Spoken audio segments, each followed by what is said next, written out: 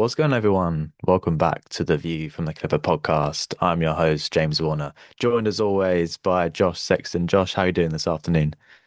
Doing well. I mean, the sun is shining in the UK, which is pretty rare for us. So you've got to enjoy that while it's there and while it lasts. Unfortunately, I've come to the podcast bunker here to talk about a lot of Clippers losses this week, which is a big shame. But I'll still enjoy the time I have with you, James. How have you been this week? It's been an okay week for me, but in terms of Clipper basketball, Clipper fandom, it's obviously not been great. And I did want to start off this episode by just giving like an apology to all the Clipper Nation because I almost feel like this is on me, and the way I acted in the last podcast was completely uncalled for. I let the optimism get to my head. If you remember, at the end of the episode, we did a bit of a prediction for this week's games, and I sort of just came out and said, you know what, Josh, I'm taking this confidence, this optimism to the next level. I think we're going to go 5-0 this week, which I think at the time, and obviously hindsight's 2020, but at the time made sense because we were coming off a great week. We're coming off an unbelievable win, probably the best win of the season against the Minnesota Timberwolves, where the Clippers put over 150 points up against them, and Kawhi has just been so dominant. And we went into this week facing the Kings, the Bulls, and the Pelicans twice.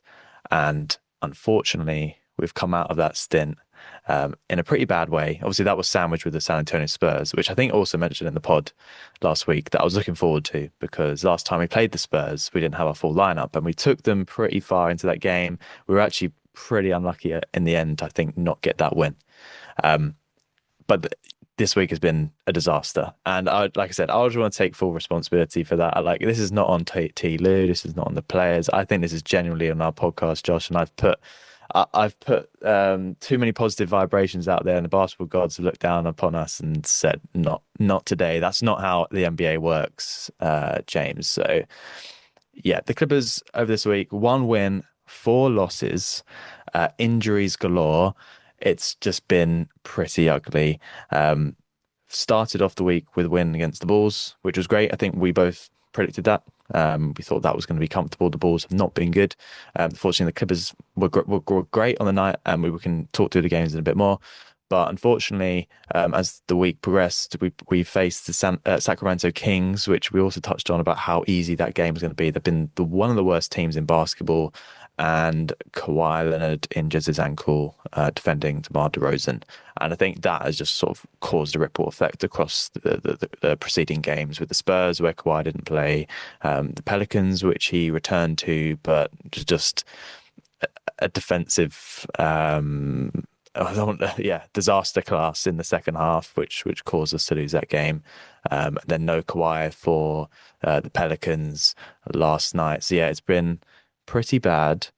How have you been feeling this week, Josh? Because you must be in a similar position to me, because I think we were both optimistic about these games, but maybe the schedule's just caught up with them.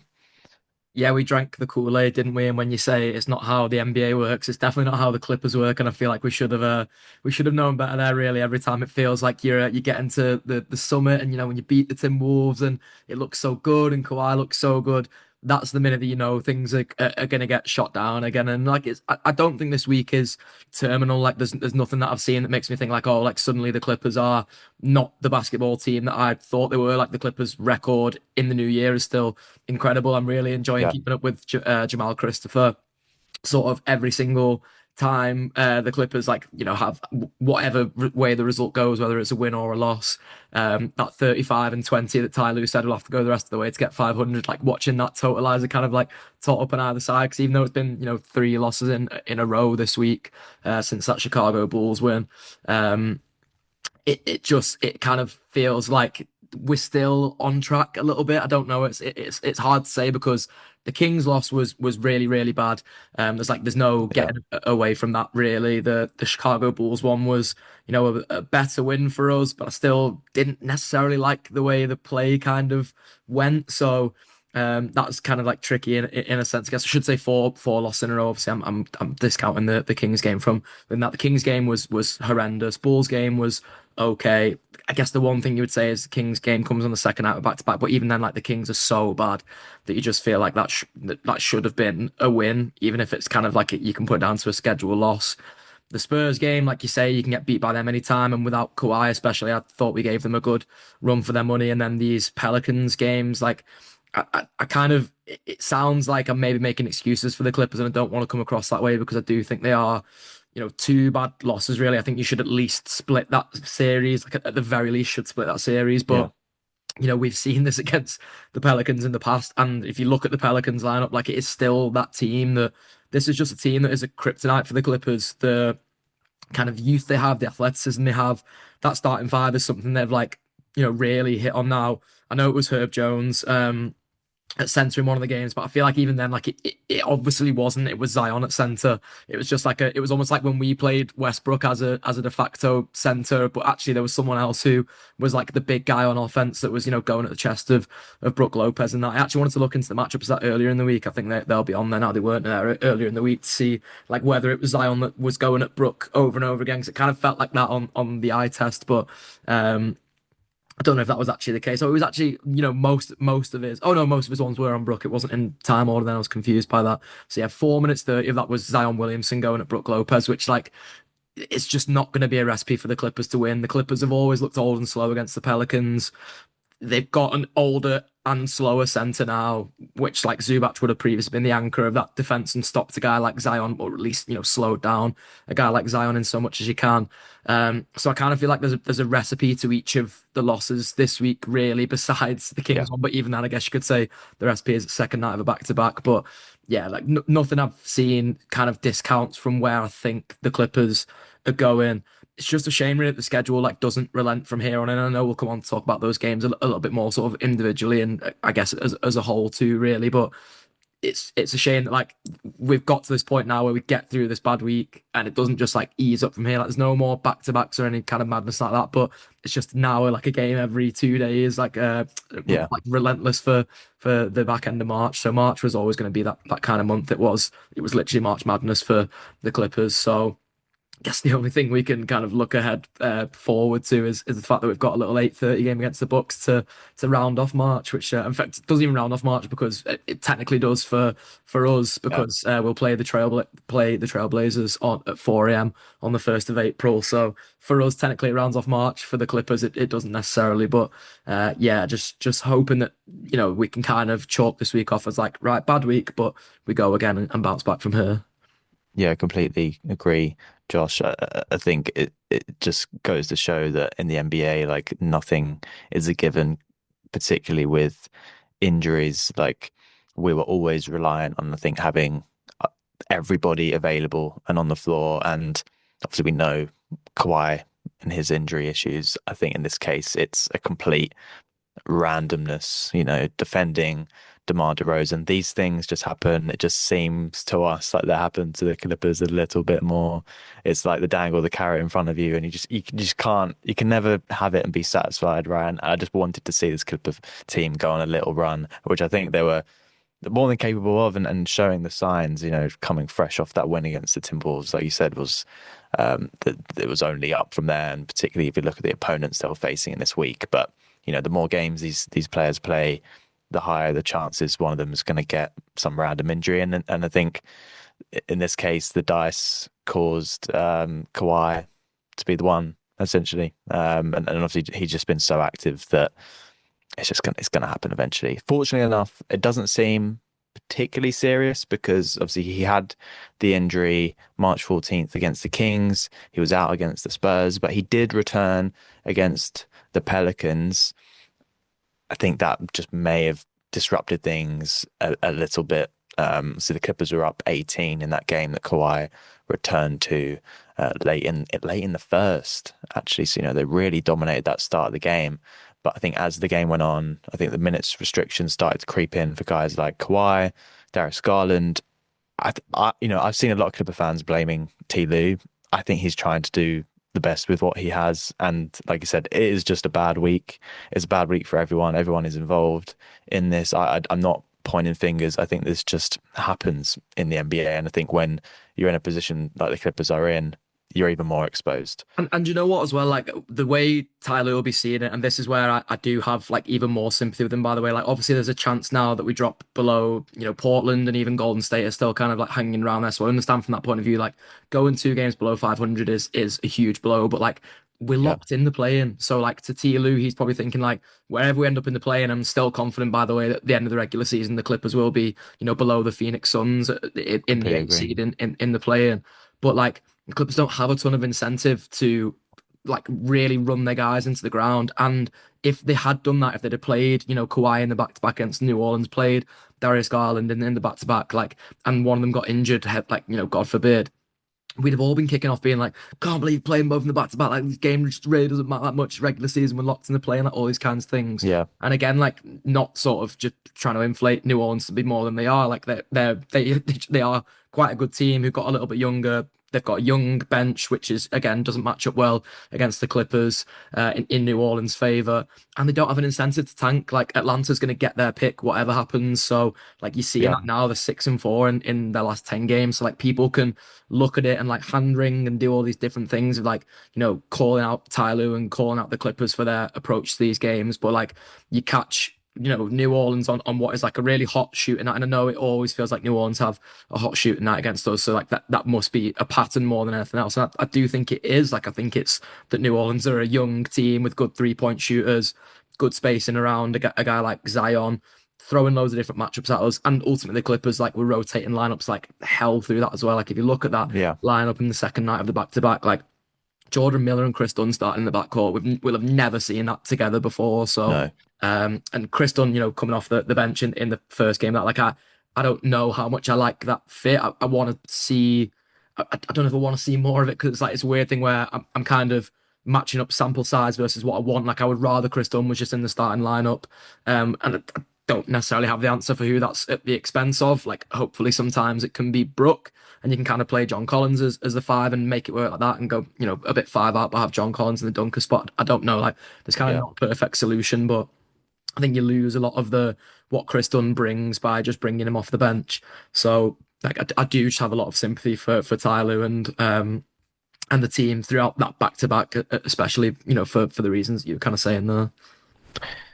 Yeah, I don't want to blame Tyloo at all for this, particularly for last night, which I think was obviously just losing another game to the Pelicans is going to hurt. But if you look at it through the context of this week and the Clippers without Kawhi, without Benedict Mathurin, without Darius Garland, and as you say, I think it's really important to note, like, despite the Pelicans being quite bad, there's plenty of incentive for them to go and win basketball games because what's the point in not, like there's no one in the franchise, which for other franchises definitely is happening, like Indiana, like keeping players off the floor. I don't agree that there's any team out there that's like, okay, we'll go easy today. Like, I think they do it like tactically. It's very methodical in terms of who they put on the floor, right? The kind of personnel they're playing, but the coaches are paid to win, right? They're paid to win games of basketball. So with the Pelicans and the players they had available, if you compare it to this Clippers team, I mean, despite how great Jordan Miller's been this year, and despite how great Derrick Jones Jr. has been this year, um, I can't rely on them to be your star players on the floor and to deliver you wins. And I think that coupled with just how relentless these last few weeks have been in terms of days out of rest, obviously not having a lot, playing lots of games, playing lots of competitive games, and in particular, the group last night playing a hell of a lot of minutes, particularly with guys like Kawhi being out, Darius Garland being in and out, Mathurin not being around. I think the tiredness was really evident, and I think the one stat that I think I wanted to hone in on was the free throw performance, and I think that summed up the game really. The Pelicans scored 18 of 22 free throws, so an 81.8% free throw percentage. The Clippers took 10 more free throws, but only made one more, and I think when that happens, like that's the game right there, and that free throw performance hasn't been usual for the Clippers this year. The Clippers have been one of the better, more efficient free throw teams in the NBA. So for them to be sub 60% from the line, and taking as many as they did as well, they got to the line 32 times, but only scored 19.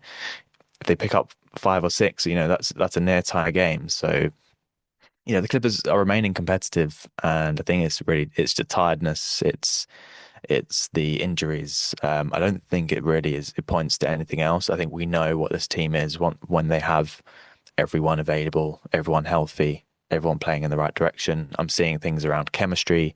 I thought, if we look back 1 week, the Clippers' chemistry was through the ceiling. There was a reason we both sat on here last week and said, I think the Clippers are going 4-1 or even 5-0 over the next week. Like, this is just the NBA. There are so many games, and it does feel like reactionary week on week. But I promise you, we'll be sat here in a couple of weeks' time, and things will be very different. I don't see this being something that's going to reoccur week after week. It potentially will if they can't get Kawhi and Garland back on the floor consistently. I've not read much more about Kawhi's ankle. I know he did play, sorry, he did return against the Pelicans, but obviously that was a pretty embarrassing game. But we need him to play consistently. We need Garland to be playing consistently, and until that happens, I just can't bet on the Clippers be going any far further beyond 500. Obviously, this has been a bad week, but I can definitely just continue to see them teetering around that. And yeah, I thought you made some great points about the play, and I do think the seed matters to the Clippers, but I don't think it matters enough for them to be going hard every game, making sure players are available and risking players. Like, I just don't think there is that much incentive there. Like, or yes, it would be great to finish in eighth or ninth to get sorry, seventh or eighth, sorry, to get more of a preferential matchup and an easier run to the playoffs. But I feel like that's a risk they should be willing to take given the state of the team right now in terms of injuries. So, and there's plenty more games to play, right? And I've looked at the strength of schedule. The Clippers are 25th for strength of schedule, so they've got one of the easiest in the NBA. Obviously, they're going up against the Portland Trail Blazers, who I think have the third easiest remaining strength of schedule. They're also competing with the Golden State Warriors, who are just a little behind the Clippers in terms of strength of schedule as well. Then you've got to go all the way up to 16th for Phoenix. And, I think this week just goes to show there's not really an easy game in the NBA unless you're playing like a team that is definitely tanking. And unfortunately for the Clippers, they've got a game left against the Pacers. I want to say the Kings again, but after the performance the other night, it just goes to show you can't you can't take any game for granted, and I feel like that's what I did last week, but I feel like it came from a good place. Um, yeah, I think this run into the end is going to be quite interesting. Like you said, we've now dropped below 500, which is less than ideal. And obviously, there seems like there's going to be a definite fight around who's going to finish in the eighth spot. Clippers currently hold that eighth spot, fortunately, but they are tied with the Portland Trail Blazers. So where do you see that going, Josh? And where do you see that progressing over the next few weeks? Because obviously we are now heading into the end of the season. Obviously, I think there's 11 or 12 games remaining. So it is really all there for the taking for the Clippers. But obviously we are coming off a pretty bad week. Yeah, I imagine if you're like Tyler in the front office, you're probably looking at it and saying like, and I don't think anyone will be defeatist by any stretch of the imagination. Like I'm sure all those teams in the play and feel like if they had the chance, they could beat Phoenix in a one-off game. But Phoenix are like clearly the better team than all three of those other teams. And again, maybe you can argue on paper, personnel wise, the Clippers, the Warriors, if they have Steph fit in a utopian world, if they had Jimmy Butler fit for their fans, if Portland still had Chauncey Billups, I don't know how much better or worse he is than Thiago Splitter as a coach, really. But you can maybe argue for like one-offs on any given night. But equally, like as I say, Phoenix just are a better team over the course of this season. So I don't think anybody in there will be taking that matchup for granted. They wouldn't necessarily be like, oh well, yeah, we'll just go in there and then we'll beat Phoenix. And that means you only play one game in the play. And like most of those teams will be probably anticipating that they play two games in that play. And so again, it's where I kind of do have a little bit of sympathy for Ty if he wants to kind of manage legs now, especially through a really grueling part of the season, which March was always, going to be. The minute the schedule came out, you were looking at March and going, God, like that's going to be a heavy time for the Clippers to get through. So I'm still optimistic. I still think the Clippers can make it there as the 8th seed. I think Portland have got like the youth factor, which simultaneously helps them and can also hinder them in these kind of scenarios. Like Portland aren't used to having to run over the line to, win their way into the postseason, basically. Whereas the Clippers, we literally watched do that last year, albeit with a different team. But even the guys they've recruited in Benedict Mathurin and Darius Garland, Isaiah Jackson even are used to, running over the line to the postseason. So I'll be interested to see like, when Benedict Mathurin comes back, he's kind of been the name that we've like glossed over maybe a little bit just because he's been missing for like a fair amount this stretch now. I don't know if he played against the Spurs. Did he play against the Spurs, but then has missed the back-to-back against the, Yeah. the Pelicans. So be interesting to see like when he gets back and the extent of like what he's dealing with really.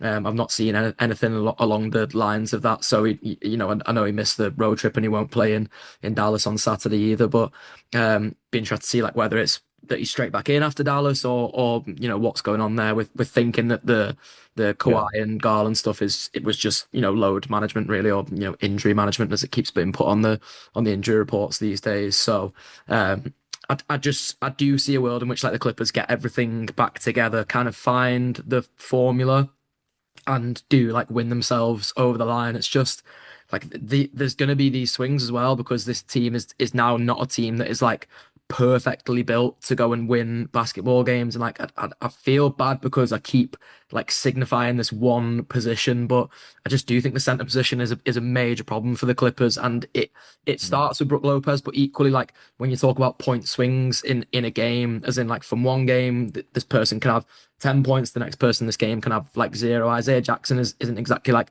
an overly consistent player either. I know he's had, he's put together a couple of like really good games in a row there. And I actually am encouraged by everything I've seen from him. But again, like he's not a person you can look to in the same way you could with Zubac and be like, oh, like we know you're going to give us at least 12, let's say, on any given night, and probably 12 rebounds as well. But one game you're going to give us 20, like most of the time now, even in his good games kind of like 13 points in 19 minutes and that kind of thing. So um, I do feel like reassured in the sense that once everything's back and in place and Ty can kind of figure out the right formula, hoping that he has, the time and the run to figure out the right formula, that we can still be the 8th seed and we can really give Phoenix a run for their money in that first Yeah. game. But if there were any concerns that I did have, and listen, the Warriors and Portland have exactly the same issue, by the way. But if there was a concern that I did have, it would be that this roster is just not completely constructed to like win out in terms of winning huge periods of basketball games. It actually kind of makes it like all the more surprising that the Clippers have been so good even like since the trade, because the team is kind of not set up perfectly to win basketball games. So yeah, I don't know how you're feeling, James, if you're as optimistic as I am about getting the 8th seed, or can you see it kind of going a different way?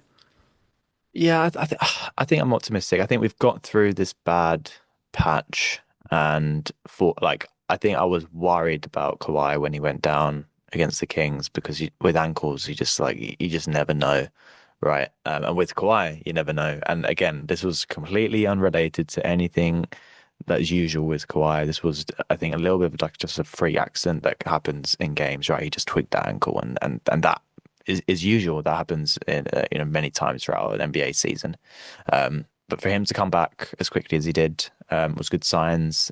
We know, I think, with the Clippers, particularly with their medical staff, obviously this has been a theme through the Kawhi era, but I think recently, even with guys like Darius Garland, Benedict Mathurin, Darius Garland even came out and said like how much he appreciated the Clippers medical staff for like taking their time with him and like making sure like he's good rather than just like putting the team's preferences and desires to win games first. Like they're clearly putting the players' health first, which I think bodes well for the Clippers, particularly in this stretch. They've got I think today. off, which is great.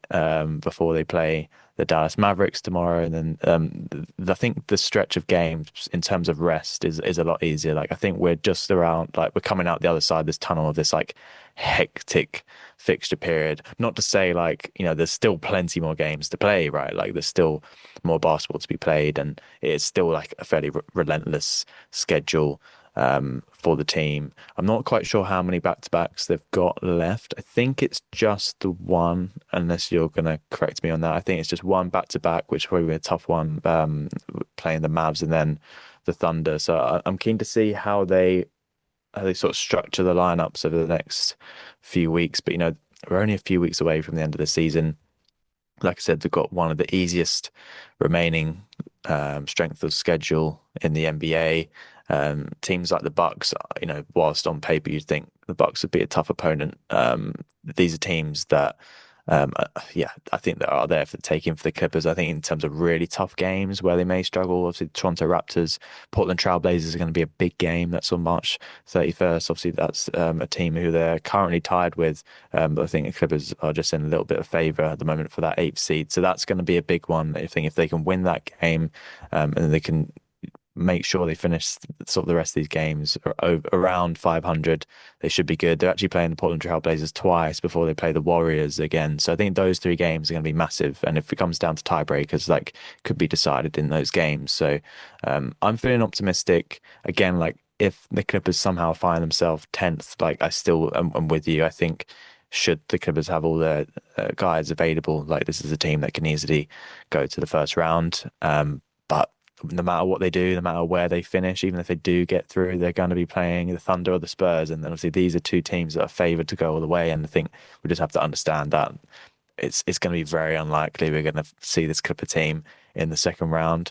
Hey, I'm all in for it. I'm all in for like an amazing upset, something reminiscent of maybe like a 2019. Even if we just sort of push the Thunder or push the Spurs to like a 6 or 7 game series, like that would be a win in my book. So yeah, I'm optimistic the Clippers will finish eighth based on the games that they've got left. But the injury record, the injury crisis, I guess you could call it, is not ideal. But I don't think, like I said, I don't think any of the injuries are particularly anything to worry about. It's just the team are trying to manage with obviously like a still quite a heavy schedule remaining. And yeah, I know that freak injuries can happen. I had some, I think, breaking news just on the pod now. I'm not sure if you've seen this, Josh, but Ivica Zubac is going to miss the rest of the season Yeah, with a fractured rib. fractured rib, Yeah. which happened, I think, against the Portland Trailblazers. He only played 5 games for the Pacers. Obviously, that's like super unfortunate for Zoo. I don't even know how serious this is because I don't believe anything the Pacers report on in terms of injuries now, given their situation and obviously how they've been forced to keep Zoo out. Maybe it is probably likely he does have a fractured rib, and it's just unfortunate. I think it's especially tough because Zoo was an Iron Man not long ago. This is a guy who always showed up. Obviously, this is just a situation he's found himself in. So I'm not ruling out like things like that could happen. This is just a completely stark contrast to how I felt last week, right? Like the optimism I had moving to the end of the season. But I think we just got to understand like this team definitely has like a ceiling in terms of what they can achieve this year. And I think they just want to be like continuing to be competitive. Obviously, there's no reason for the Clippers to lose basketball games. Let's just see what we can get out of this season in terms of development, and yeah, we'll sort of take on next season when it comes. I think there's a lot to look forward to next season. It's clear, like I said, this team is great when it's on the floor together, and there's only more things to add. Like I said, I definitely think the center position is something we can address, and I think potentially as we get close to the season, Josh, I don't know about you, but I think it'd be good to maybe have like a bit of a pod around like where the Clippers go from here in terms of like moves they should be making, what they should do in the off season. Obviously, a lot of that is going to be influenced by this draft pick that they get. But we'll obviously just have to see how things develop from here. I did want to do a little bit of a forward look over the next week in terms of predictions, and I'm going to put my realist hat on. The optimistic hat is out the window now. That's never been picked up again after what happened last week. But in terms of the next 5 games, Josh, obviously we're recording today. On a Friday, the Clippers are playing the Mavs on Saturday. Monday night, they're playing the Milwaukee Bucks before they have another home game against the Toronto Raptors on the Wednesday. Then they sort of round out the week with the Indiana Pacers on Friday. So assuming we record same time next week, Josh, what were you thinking over the next four games? My assumption is that Kawhi plays Saturday because obviously he has sat a few times, and obviously that's just assuming no further aggravation of his ankle. So we did see him earlier this week, but I'm assuming he's playing Saturday. So yeah, what are your thoughts over the next few games, Josh? I'm still gonna have my optimist hat on, to be honest. I don't know if that's like misguided after, what me and you got ourselves into last week, but like I just think again, like it comes down to a strength of schedule argument. The Toronto Raptors game looks like the kind of trickier one, but even then, Toronto are having a sort of strange time of things. Like this is what I mean when I say about teams like being able to win out to the end of the season to get themselves ready for the playoffs when it's teams that are not experienced in doing that. Sometimes there can be a couple of hiccups. I know they're, on a 3 game winning streak at the moment, but it's 5-5 in the last 10. So I could see how they could cause the Clippers problems. I could equally see how the Clippers could cause them problems. And I feel optimistic with it being an Intuit Dome. And as you say, like, God willing, the health is there, but you kind of think that it will be. I hope this thing for Benedict Mathurin is the kind of thing that, he doesn't travel on a road trip for, but then he comes back for the home games for. And, the other 2 games, like Giannis is out and the Bucks been having conversations with him about shutting down for the season. Giannis wants to keep playing. I don't see that kind of wrapping up anytime soon. So I would, perhaps wrongly presume, but I'm going to for now presume that Giannis won't play that game. So Milwaukee is in a slide of their own, and playing them without Giannis is surely just a much easier proposition for the Clippers. And Yeah. again, I'm going to wear my optimist hat and say that it is and that it will be. And then Dallas Mavericks are a team that's, actively tanking. They still have, little bits of flashes here and there, but 2-8 in their last 10. I just think the Clippers should have more than enough to be able to knock off Dallas, even in their arena and even after this grueling sort of, 2 game spell in New Orleans as part of this 3 game road trip, as part of this, mad March. So I'm going to be optimistic and say the Clippers go 3-0 before we next record. Like I'm just going to put Okay. that out there because I believe in manifestation, James. So even though it didn't necessarily work for us last week, that's not going to it's not going to deter me. So me and you have not spoke about when we'll record next week. I don't know if it could maybe be sort of, before that Toronto game or when sort of works best for you really. But hmm um yeah, I feel like 3-0 over the next week feels sort of, doable to me really, and in a way that I guess, things come out of left field as they did last week, but last week things just did come out of left field, and I think on another week with a bit more luck and maybe a slightly nicer schedule across the whole month, the Clippers could have come away from that, 4-1 or 5-0 or whatever. Yeah. Yeah.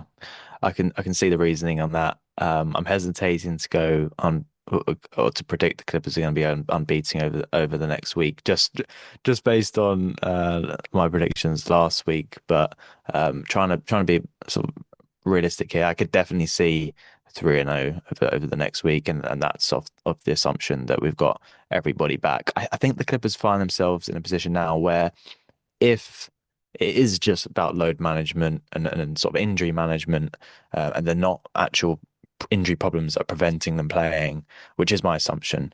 I do think the Clippers need to start playing the 3 guys because whilst obviously they've had this slip where obviously they've lost 4 games over the last week, I don't think they can let or afford to let that run continue for much more. Obviously they have, as we know, they're pretty much like nailed on for the play, and like I don't even know if it's like absolutely confirmed at this point, but I'm pretty sure it's more or less there. I don't think they can be caught, so that, they're in the play-in, Yeah, right? Memphis are Um, like 9 games back, which considering that, yeah, well, how many have we got left? We've got like about 12 left, is it? 12, yeah. You'd think, yeah, I think that's done.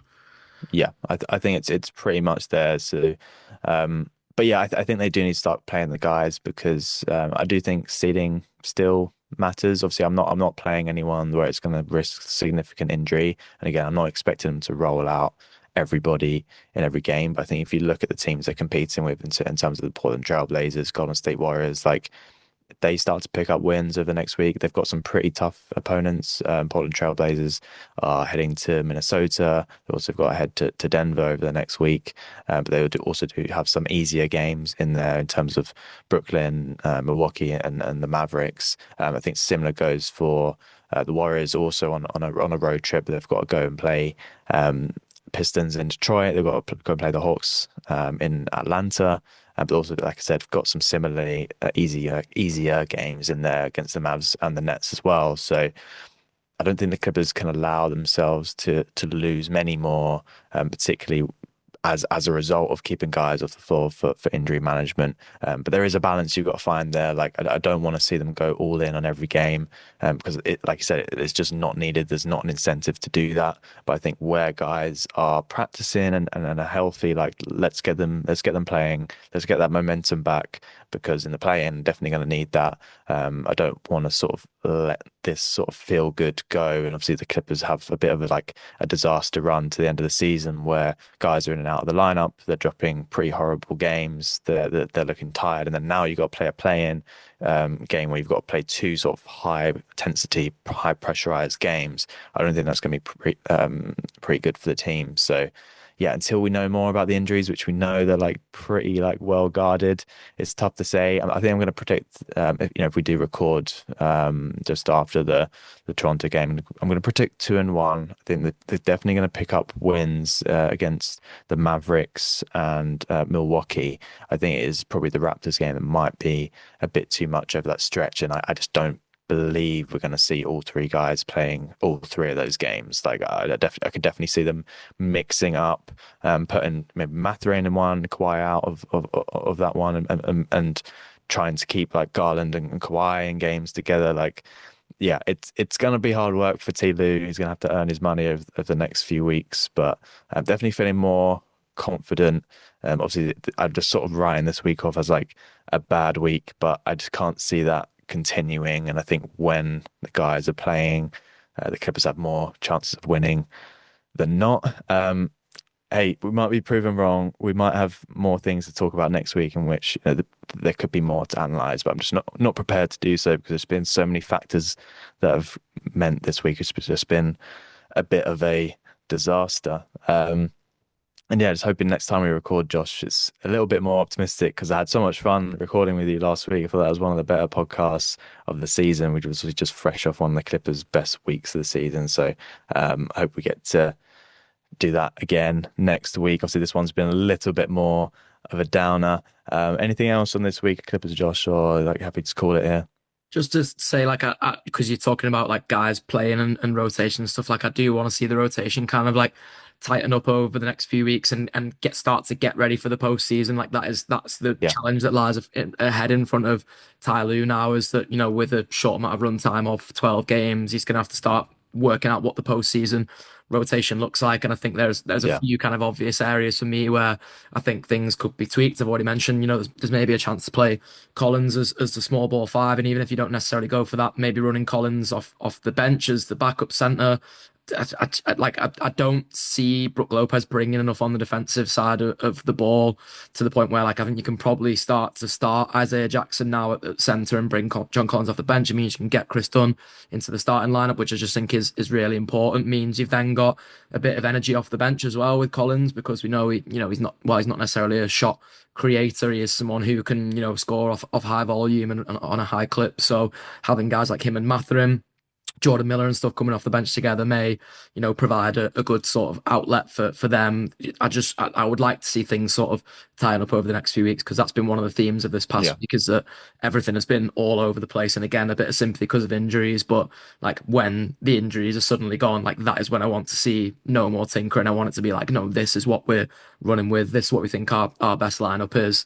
And to me, as I say, like it might be different for Ty Lue, but to me, that is Chris Dunn in the starting lineup and kind of by hook or by crook, even if you do a bit more straightforward and say, listen, like we can't afford to drop Brook Lopez because we don't think Isaiah Jackson is ready for the starting center. We definitely don't think John Collins is because, the different kind of skill set.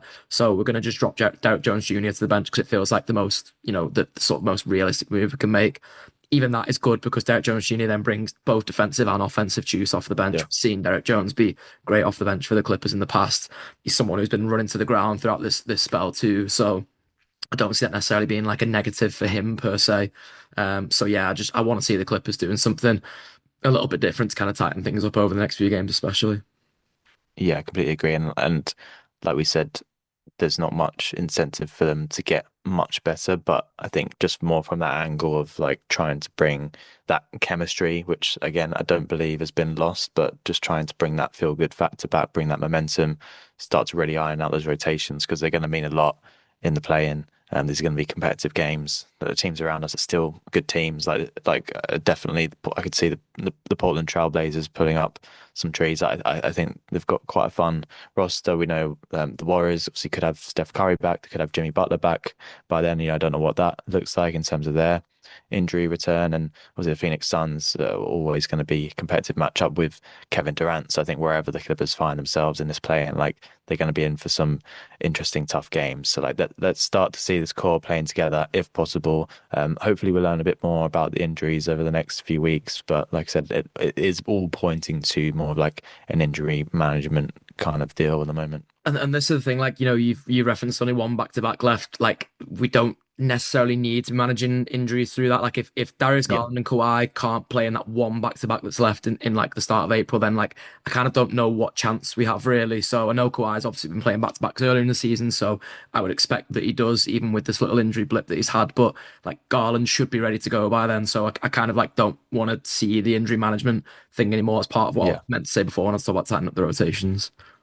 Yeah, I don't want to see it either. I think if anything, we'll see like minutes restrictions here and there. And like, obviously, that's not going to be ideal for Tyler and in terms of his like planning of rotations and lineups. But, if that's what we've got to do to get the guys playing and get the guys playing together more frequently, I think let's just get the guys on the floor.